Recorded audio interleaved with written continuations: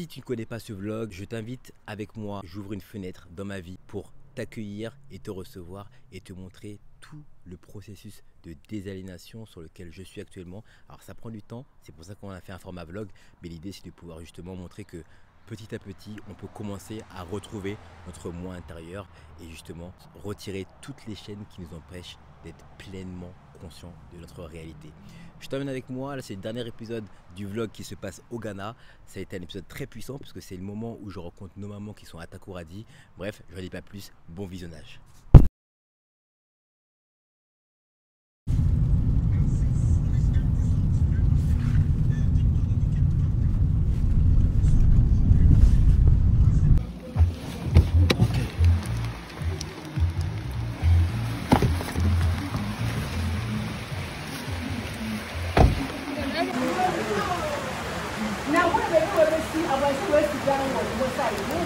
Ok, du coup là, on est en train de, on a mis c'est de l'huile de palme, donc c'est, on appelle ça abai. C'est l'huile de palme qu'on met directement dedans, qui va chauffer. Ensuite, on va ajouter tous les autres éléments. Et c'est incroyable d'être ici, d'être vraiment entouré des mamans qui font ça. Donc il y a des femmes, il y a aussi des hommes. Tout ce qui concerne vraiment la force, c'est vraiment des hommes. Et quand il s'agit vraiment de comment dirais-je, mettre tous les éléments, ce sont des femmes. Donc c'est impressionnant de voir ça à quel point, même au sein, même des années plus tard, on va dire, on respecte encore une fois le travail des femmes et surtout on respecte le fait que tous les éléments sont assemblés uniquement par des femmes. Et ça c'est fort.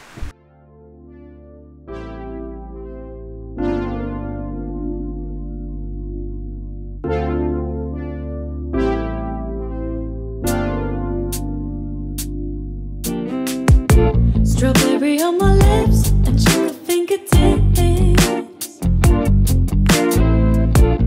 I can feel the beat running through the speakers. Blue skies, blue waves, every day's a good day. Lazy Sunday afternoon, I'ma take Monday off too. Ooh, got me so in love with the summer days. Ooh, got me feeling dizzy from the summer haze. Cause we got the sunshine by the poolside. Such a fun time living for the hot life. Bring the right vibes and the tan line. Keep a free mind, yeah. Cause we got the sunshine by the poolside. Such a fun time living for the hot life. Les gars, et bien là je ressors du coup de... on est parti voir les mamans qui faisaient le Halata Samina. Et puissant. J'ai fait un live. Bon, je sais pas si celles et ceux qui me suivent sur Insta, vous allez voir le live. Normalement, je l'ai mis en feed. C'était puissant. Et je vais vous mettre la vidéo, vous allez voir dans tous les cas juste après ça. Mais vraiment, prenez le temps de bien regarder parce que on est vraiment dans l'alchimie. On est vraiment dans l'alchimie. J'ai vu trop de choses. On est vraiment dans l'alchimie. Et là, quand vous allez utiliser le Halata Samina, là, c'est plus pareil. Quand vous voyez comment ça se passe, c'est plus pareil. On est vraiment, quand on l'utilise dans un rituel sous la douche, c'est puissant. C'est vraiment puissant.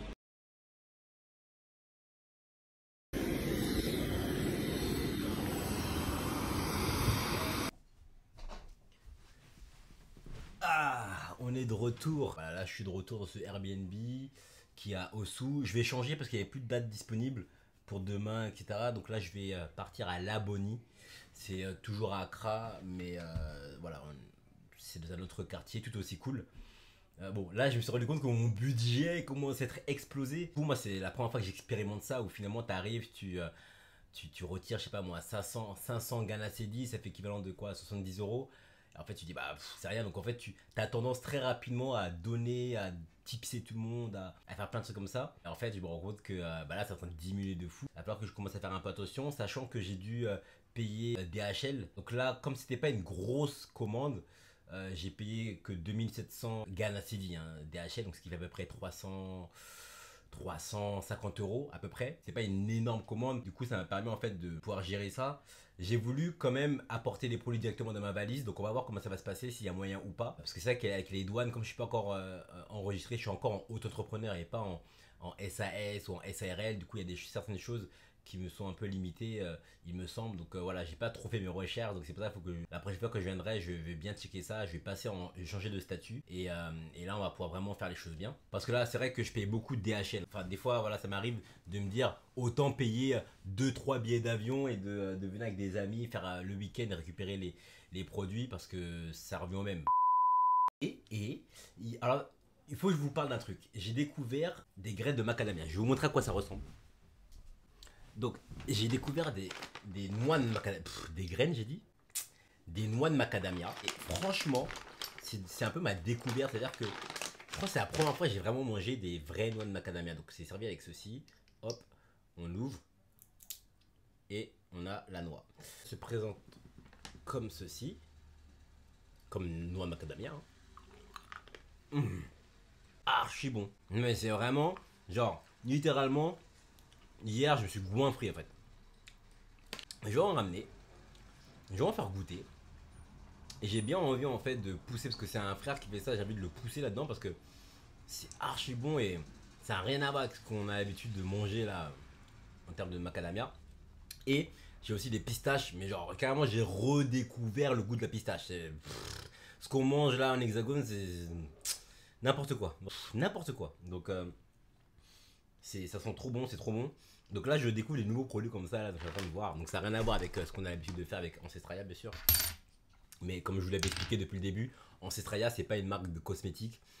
C'est vraiment une plateforme de transmission de produits qui viennent de la terre-mère au monde artificiel. C'est le pont entre le monde naturel et le monde artificiel. Je pense d'ailleurs que ça peut être pas mal ça. Dites-moi ce que vous en pensez en commentaire, mais ça peut être pas mal ça comme phrase d'accroche. Le pont entre le monde naturel et le monde artificiel.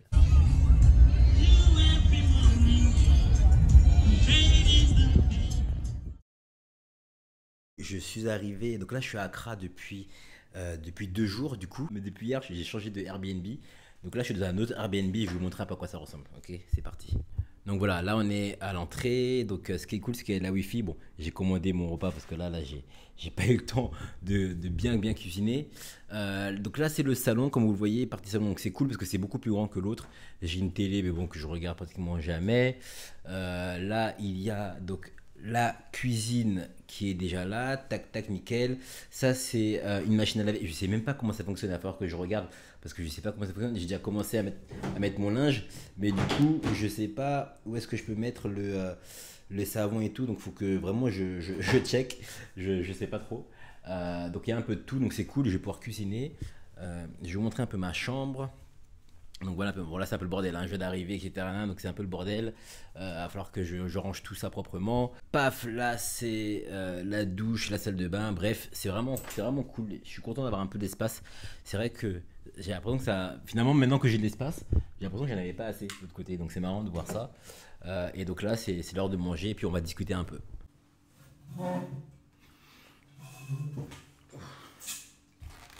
J'ai la dalle. Alors. Je sais même plus ce que j'ai pris. Riz jollof. Bon bah, quand tu prends du riz jollof, je leur avais dit 100 viande, mais ils m'ont mis 3 morceaux, même pas 1, même pas 2, 3. De toute façon, je vais la vérité, depuis que je suis ici, en vrai, j'ai pas trop fait le vegan. Hein. En vrai, j'ai mangé. Je voulais tellement découvrir plein de trucs en fait que je mangeais. Par contre, ça m'a fait bizarre de manger la viande, j'ai mangé des œufs, j'ai vraiment, je me suis vraiment laissé, voilà, vivre mon truc et tout. Très belle expérience jusqu'à présent. Attends, est-ce que c'est sucré? Je mets toute la sauce, mais. Ça est. Est-ce que c'est pimenté plutôt?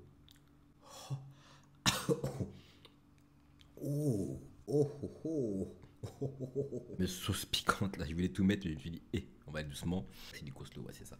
Ouais, depuis que je suis venu ici, c'est archi cool, comme je vous disais tout à l'heure. Alors, c'est marrant parce que je suis passé du village à ici, où du coup, c'est un peu plus. On est un peu plus dans la ville.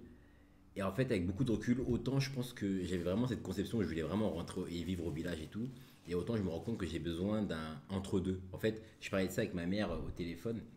Et je lui disais, tu vois, maman, parce que je lui expliquais, voilà, il fallait prendre l'eau dans le puits, etc. Elle me disait, mais nous, c'est ce qu'on faisait. À l'époque, mes parents sont guadeloupéens. Ils me disaient, à l'époque, c'est comme ça que ça t'allait, tu marchais des kilomètres, tu prenais. Enfin voilà, tu allais ramener le seau et tout. Donc, en t'écoutant, ça me faisait rire. Et c'est bien que tu aies vécu ça parce qu'en vrai, nous, on sait ça, on connaît.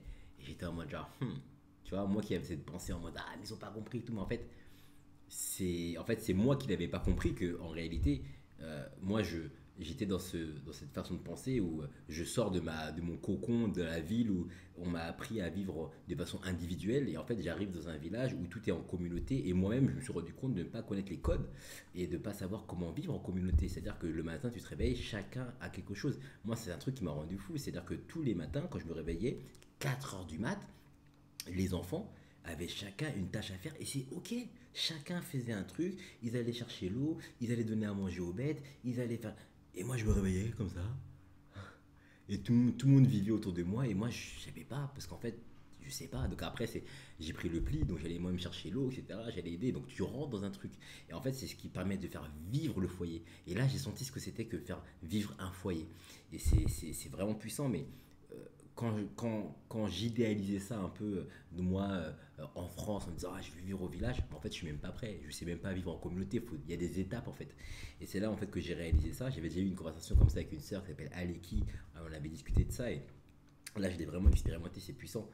On pense être prêt de certaines choses, en fait quand tu l'expérimentes tu te rends compte que en fait non. Alors moi j'ai vraiment kiffé hein, la vie au village, j'ai kiffé ça et en même temps je ne sais pas si je pourrais y vivre toute ma vie.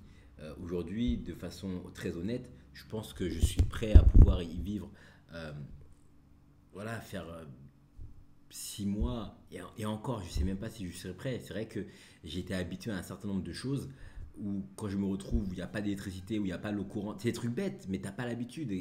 Je pense qu'il faut un sas de transition. Et en fait, moi, c'était direct.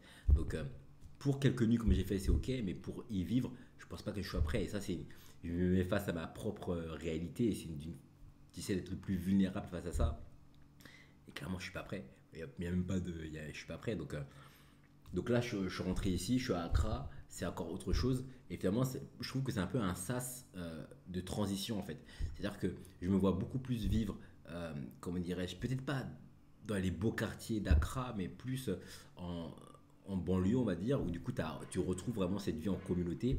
Mais je ne suis pas encore prêt de pouvoir vivre tout de suite au village parce qu'il y a un certain nombre de choses en fait, qu'il faut que j'intègre. Bien que l'environnement, en tout cas, m'a fait tellement de bien, c'est impressionnant. Donc ça, c'est un truc qui... Enfin, c'est tout un process, hein, parce que j'étais vraiment parti dans ma tête où je me voyais plus tard vivre au village, etc. Et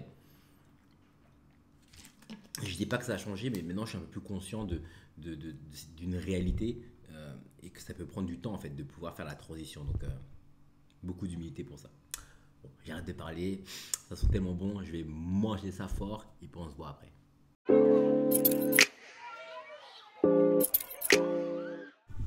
Ok les gars, alors je suis vraiment content de ce qui se passe. En fait, là, on est en train de préparer un truc qui va peut-être être big pour Ibrahim. Ibrahim, c'est le coloc de Essay que j'ai rencontré la fois où justement je tournais la vidéo et que j'étais dans l'atelier de Essay qui est accessoirement aussi son appartement. Et donc du coup, on a grave échangé ensemble. J'ai appris que le frère était chef, c'est un Nigérien.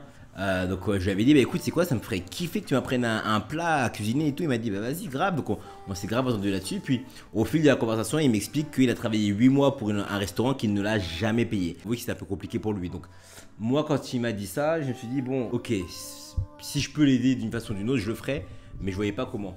Et donc quand donc je suis rentré de tout ça, j'ai recroisé du coup Ornella, Gloria, les filles, etc. Et du coup j'en parle à Ornella qui me dit mais écoute ça tombe bien parce qu'en vrai elle justement elle vient d'avoir un nouveau taf dans un restaurant qui va bientôt ouvrir et ils recherchent ils sont en galère, ils recherchent un chef. Et là je me suis dit mais c'est parfait. Donc elle me dit écoute, il faut qu'il m'envoie par mail son portfolio avec des photos de ses recettes et justement des explications pour qu'il puisse présenter. Sauf que le frère il n'a pas ça, donc je lui ai quand même demandé. Il m'a dit qu'il n'avait pas. J'avais checké son Instagram, pareil, il y avait 0 photo, 0 publication. Il n'y avait que beaucoup de followers mais 0 publication. Et moi comme je disais tu vois, mine de rien, il faut toujours être prêt parce que là, si j'avais de faire une passe décisive, comme on aime bien dire, là, Ornella, elle arrive dessus et elle voit rien et forcément, tu sais pas. Donc, pour faire un portfolio, c'était un peu compliqué puisqu'il a pas d'ordinateur, etc. Donc, on était en train de réfléchir et du coup, je me suis dit, un truc que je pourrais faire, en vrai, c'est d'organiser un dîner. Et du coup, on organise un dîner, c'est ce soir. Il y aura Ornella, Gloria, Essay, Ibrahim et une de ses amies et moi-même. Ça va être ici, au Airbnb. Ce sera aussi l'occasion de clôturer ce voyage qui est un voyage qui a été riche, qui a été puissant.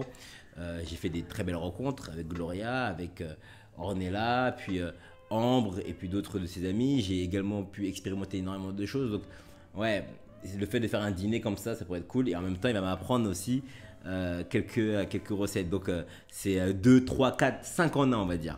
Donc, ça, c'est une bonne chose. Donc, voilà, là, je suis impatient. Donc, j'ai fait une petite sieste à l'heure parce que j'étais un peu cuit. Et puis, il est censé arriver dans pas très longtemps. Donc, j'ai filmé ça et j'espère que ça va vous plaire. Voilà, c'est reparti pour un épisode du vlog. J'espère que ça va vous faire kiffer. Mettez-moi en commentaire si vous avez des suggestions. Comme vous l'avez entendu, c'est bientôt la fin. Donc là, kiffez. Après, on est de retour en hexagone. Ça va être une autre délire. Mais il y a encore plein de choses à faire. Que ce soit par rapport à l'événement qui aura lieu le 10 juillet. Ou encore d'autres choses avec Elmos Godson, etc. Je n'en dis pas plus. Bref, reste connecté. It smells good. It smells good. It smells good. So, what is it? So we're making the mushroom pepper soup, which is ready, and the next one is the egusi soup. So it's pumpkin seed, and as you can see, this is a pumpkin leaf. Wow. Yeah, this is a pumpkin leaf. So this is the pumpkin, wow, leaf, right? Yeah. So this is the seed. Yeah, soaked in water. Okay.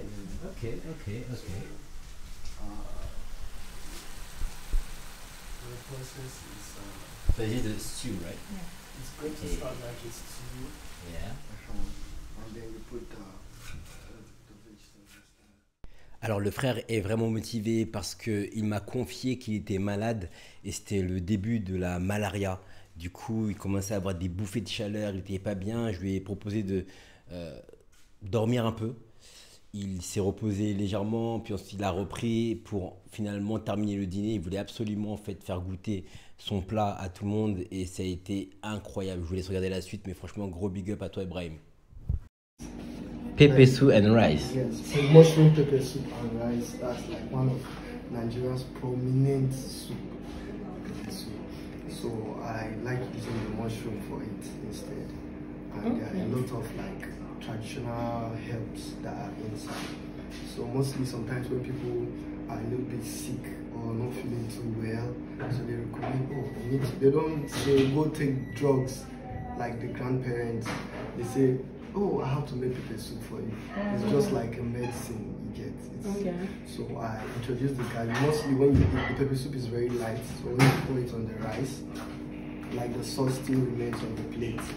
So that's why I brought the garlic bread there to taste. Okay.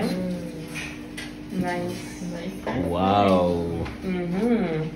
Yum. I live on Friday, so I have to, have memories. You live on Friday? Yes. Yeah, I live on Friday. Oh. Yeah. This is the best experience of spicy food. So this is Nigerian food. Hey. Hey. Okay. This looks so nice. Alright. It's one of my favorites. Alright, so can you tell us what is Okay, it? this is egusi soup. It's thick, but we still call it soup in Nigeria. So it's made of mostly pumpkin. You know pumpkin? J'adore. I love it. Pumpkin leaf. The pumpkin leaf and the pumpkin seed. So the seed is just like granite, just like the nuts that we've tasted.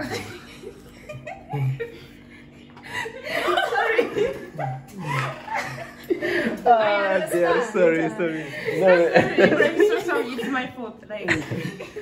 Sorry, I'm sorry. So They so are this eyes. is They it. are both eyes. So that's why they laugh like this. Oh yeah, I know. So and the other one is mashed potato. Normally we do poundo potato, like a potato that is pounded. Yeah. It's a Nigerian local dish. So here I just made a mashed potato with it. But is it also a Ghanaian dish? Because it looks like contomere. Yes, Ghanaians to adopt that. So they call it agushi. They still use the Nigerian name for it. Oh. Yeah. And this is like the most popular Nigerian dish. Ah, this one? Yes. Oh. Can you repeat the name, please? Egusi soup. Agosi soup. Egusi and eba. Eba. This is eba. This is cassava. This is eba. No. This is Oh, the sorry. egusi soup. Yes. Oh, that's eba. Cassava. But Yes. how? Like cassava how?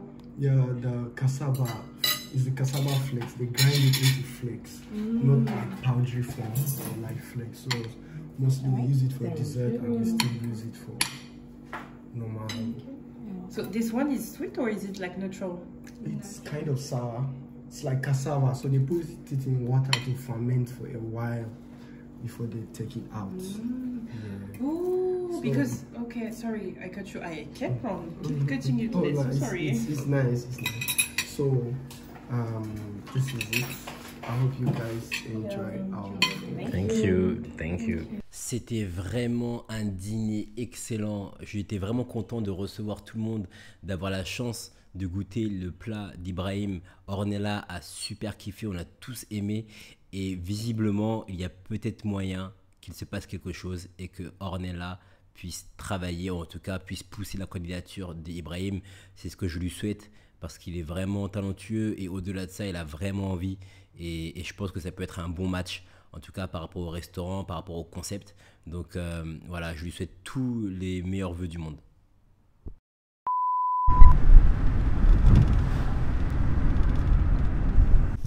Alright. So where are we, bro? So we're at DRC. DRC is Dion Recreational Center in Lashibi. Lashibi is a sub community in Tema, close to Sakumono and all that. Wow. Yeah. So Wow. this is a recreational center, and they have a lot of stuff that you can check out. They have swimming pools. Yeah. They have a quad bike section, and they have a movie house and a cinema.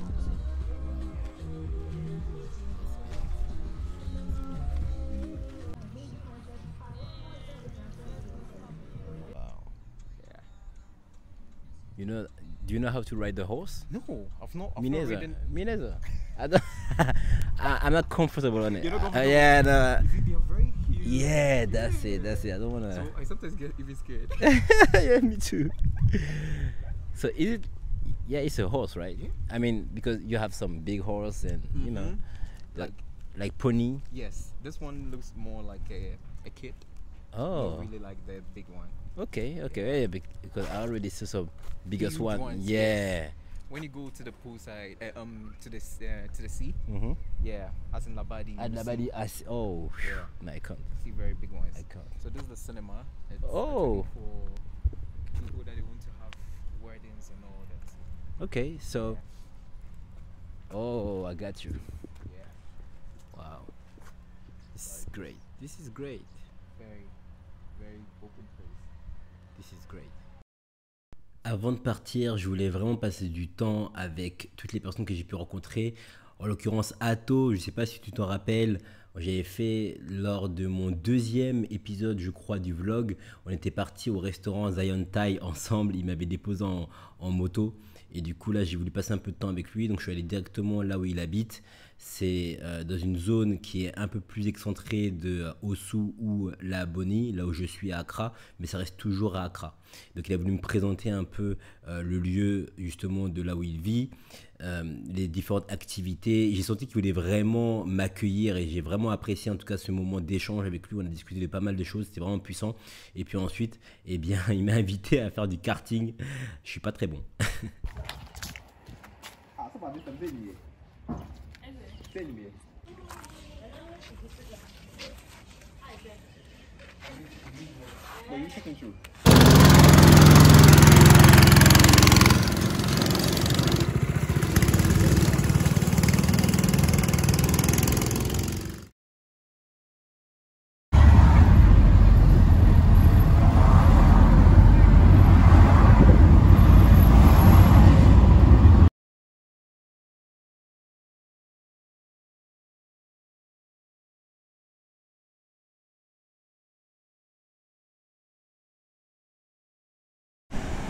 Ok, bon, je suis parti voir Adjei, mais je le trouve pas. Du coup, j'ai demandé à quelqu'un.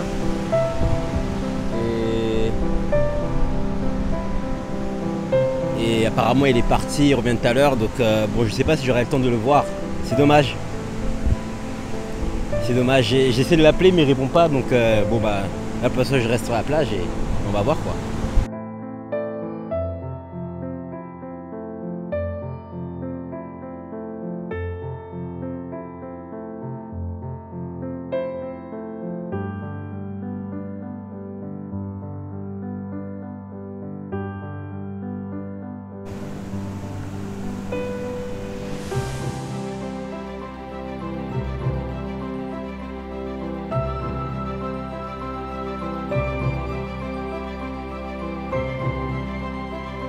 C'est vraiment fort ce qui se passe, je vous assure. Là c'est vraiment la fin et du coup je suis content d'être ici et de dire au revoir une dernière fois. J'avais fait hier, mais enfin avant-hier plutôt. Et là je sais que c'est la dernière fois que je rendrai ici. C'est très fort. C'est très très fort. Je suis arrivé sur la terre-mère avec cette phrase dans ma tête. Tu ne sais pas ce que tu ne sais pas. Aujourd'hui, je repars, le cœur léger, l'impression finalement d'avoir reconnecté une partie du puzzle et désormais de savoir ce que je ne sais pas. C'est un nouveau départ, un nouveau chapitre. Merci à toutes celles et ceux qui ont suivi l'aventure et qui ont été là depuis le début. Je sais désormais où je vais.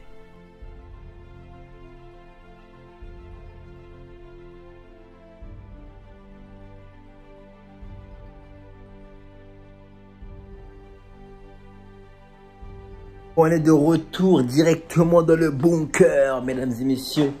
Je suis rentré du coup ce matin. Je suis rentré ce matin d'Accra. Je pense que pas besoin de parler. Vous imaginez comment je suis.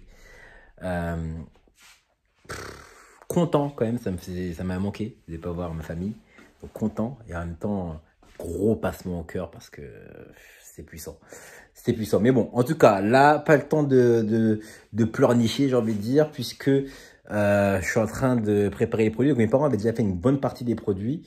Et là, en fait, je suis en train de tout checker. Donc, c'est parti. Je vais vous montrer un peu ce qu'il en est et ce qu'il reste à faire. Donc, tout ce que vous voyez là, c'est tous les produits qui ont été réalisés pour l'instant pour mes parents.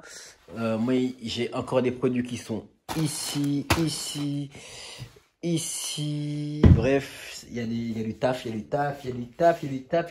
ça va être puissant. Ouais ben ça y est, c'est la fin de l'épisode. Comme tu le vois, hein, ça y est, c'est le retour. Il y a eu pas mal de choses qui ont été vécues au sein de cet épisode au Ghana. Je pensais que ça allait être finalement une fin...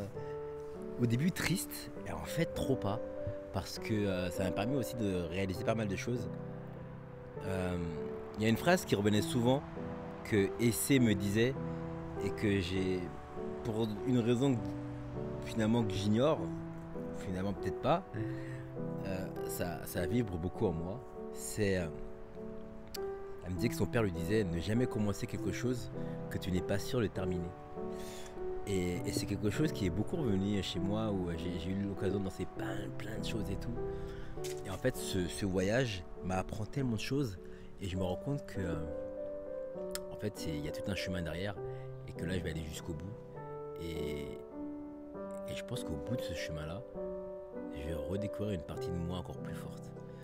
Donc, ouais, vous m'avez suivi du coup à travers ce voyage au Ghana. Le prochain épisode, ce sera l'épisode où je vous emmènerai avec moi par rapport à l'événement qu'on va créer donc le 10 juillet à Taméry. N'hésitez pas à venir si vous voulez. Il s'agit d'une remise en main propre. Donc c'est le moment où je vais remettre en main propre les produits. Et puis également, il y aura une vente privée avec donc, quelques produits de Ancestraya, donc du Simos, du Alasamina, un couteau, du cacao. Et en plus de ça, il y aura Brice qui va proposer du coup des plantes qu'il va offrir et également certaines qu'il va pouvoir vendre. Et puis il y aura donc sa petite sœur Paloma qui elle est justement l'origine des bâtons de fumigation et donc qui va vous permettre peut-être même d'avoir quelques bâtons de fumigation avec de la sauge essentiellement. Voilà, je vous donne rendez-vous donc le 10 juillet à Taméry. Je vous invite à regarder sur Google Taméry. De toute façon, je mettrai tout directement dans la description.